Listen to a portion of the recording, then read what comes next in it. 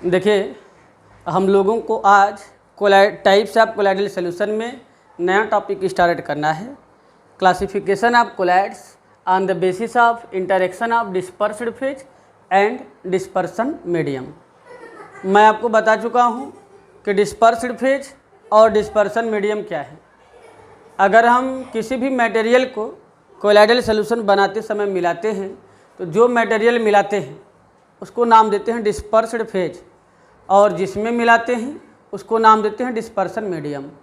मतलब अगर कोलाइड को हम सॉल्यूशन की तरह माने तो सॉल्यूशन के सैल्यूट की तरह जो बिहेव करेगा उसको कहते हैं डिस्पर्स्ड फेज, और सॉल्वेंट की तरह जो बिहेव करेगा उसको नाम देते हैं डिस्पर्सन मीडियम। अब ये डिस्पर्स्ड फेज और डिस्पर्सन मीडियम को अगर हम मिलाते हैं तो उनके बीच इंटरेक्शन होता है।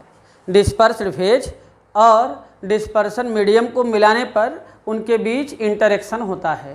कैसा इंटरेक्शन होगा? इंटरेक्शन बेटर होगा कि इंटरेक्शन नॉन बेटर होगा, इसके बेस पर हम कोलाइड को दो पार्टों में डिवाइड करते हैं। पहला जो कोलाइड का टाइप है डिस्पर्स्ड फेज और डिस्पर्सन मीडियम के एक्शन के बेस पर कोलाइड का जो पहला टाइप है उसको नाम देते हैं लियोफिलिक साल। लियोफिलिक साल, लियो वर्ड जो है वो लिक्विड के लिए है और फिलिक वर्ड जो है वो लविंग के लिए है। मतलब लिक्विड लविंग साल, साल वर्ड यूज करते हैं कोलाइड के लिए।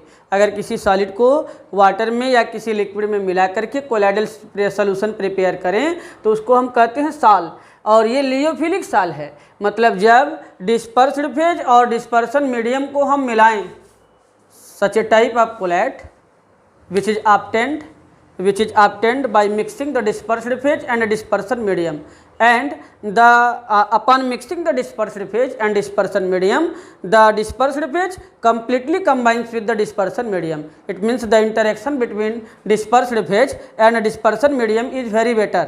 Such a type of colloid is called लियोफिलिक साल। मतलब ऐसा साल, ऐसा कोलाइड जो अपने लिक्विड के साथ आसानी से मिल जाए उनको नाम देते हैं लियोफिलिक साल। जैसे हम स्टार्च को ले लें, मैदा ले लें, आटा ले लें, उनको हम वाटर में डिजॉल्व करें।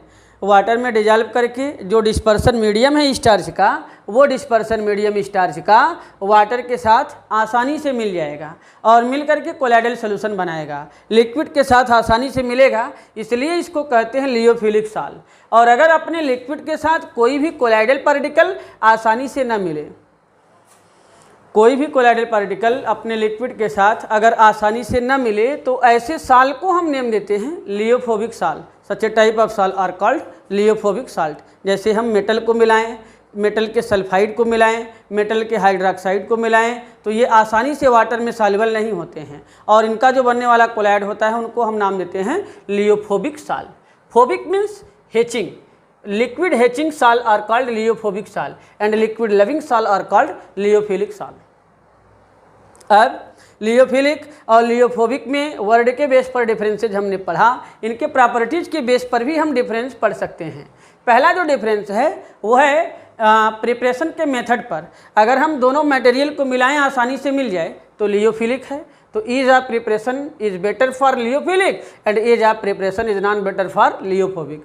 लियोफोबिक को बनाने के लिए हमें किसी स्पेशल टेक्निक की ज़रूरत पड़ती है, हमें किसी न किसी स्पेशल मेथड की ज़रूरत होती है। नॉर्मल मेथड से इनका फॉर्मेशन पॉसिबल नहीं है। दूसरी बात आती है स्टेबिलिटी की, क्योंकि ये अच्छे से मिल गया है। डिस्पर्स्ड फेज और डिस्पर्सन मीडियम का इंटरेक्शन बेटर तरीके से हो चुका है, इसलिए लियोफिलिक साल की स्टेबिलिटी जो होती है वो ज़्यादा होती है और लियोफोबिक की स्टेबिलिटी क्या होती है? कम। बात करते हैं हाइड्रेशन की। वाटर में मिक्स करने के प्रोसेस को क्या कहते हैं? हाइड्रेशन। जो बेटर मिक्स हो जाएगा उसका हाइड्रेशन क्या हो जाएगा? ज़्यादा, और जो कम मिक्स होगा उसका हाइड्रेशन क्या होगा? कम। तो आप देख सकते हैं कि लियोफिलिक वाटर के साथ आसानी से मिल जा रहा है, मतलब इसका हाइड्रेशन क्या होगा? ज़्यादा, और लियोफोबिक का हाइड्रेशन क्या होगा? कम। और नेक्स्ट प्रोसेस है रिवर्सिबल एंड इरिवर्सिबल। हम स्टार्च को वाटर में मिला करके कोलाइडल सॉल्यूशन बनाएं और उस कोलाइड को अगर हम सेपरेट कर दें, इवापोरेट कर दें, वाटर चला जाएगा, कोलाइड बच जाएगा। वाटर चला जाएगा, कोलैड बच जाएगा, फिर मिलाएंगे, फिर से कोलैड बन जाएगा। मतलब डिस्पर्स्ड फेज और डिस्पर्सन मीडियम को हम मिला भी सकते हैं और डिस्पर्स्ड फेज डिस्पर्सन मीडियम को हम सेपरेट भी कर सकते हैं। मतलब ये रिवर्सिबल होता है, जबकि लियोफोबिक को स्पेशल मेथड से हम बनाते हैं, इसलिए उनको सेपरेट करना, उनको अलग करना हमारे लिए क्या होता है, डिफ़िकल्ट होता है। इसलिए ये इरिवर्सिबल होता है नेचर में, और ये नेचर में कैसा होता है, reversible. Lyophilic is reversible and lyophobic is irreversible in nature. फिर बात करते हैं विस्कोसिटी की। विस्कोसिटी मतलब गाढ़ापन, मिलाने पर ज़्यादा जो अच्छे से मिलेगा उसकी विस्कोसिटी क्या होगी, ज़्यादा। तो लियोफिलिक सॉल्ट की विस्कोसिटी ग्रेटर होती है इन कंपैरिजन टू द लियोफोबिक। ठीक है, ये कंपैरिजन था लियोफिलिक और लियोफोबिक का। एक बार मैं फिर से रिवाइज कर देता हूँ। ईज ऑफ प्रिपरेशन के बेस पर ज़्यादा बेटर कौन है, लियोफिलिक, और कम बेटर कौन है, लियोफोबिक। स्टेबिलिटी लियोफिलिक की ज़्यादा, लियोफोबिक की कम। हाइड्रेशन लियोफिलिक की ज़्यादा और लियोफोबिक की कम। रिवर्सिबल होगा लियोफिलिक और लियोफोबिक रिवर्सिबल। विस्कोसिटी लियोफिलिक सॉल्ट की ज़्यादा होगी और लियोफोबिक सॉल्ट की कम होगी। ये आपका लियोफिलिक और लियोफोबिक कोलैड हो गया। बहुत ही इंपॉर्टेंट टॉपिक है, डिफरेंस लिखने के लिए लगभग हर साल आता है, एक साल के इंटरवल पर ये टॉपिक लगभग हर साल आता है। बहुत ही इंपॉर्टेंट टॉपिक है। इसके बाद हम लोग नेक्स्ट क्लासिफिकेशन का व्यू पढ़ेंगे, जो कि मैं आपको नेक्स्ट क्लास में बताऊंगा। That's all.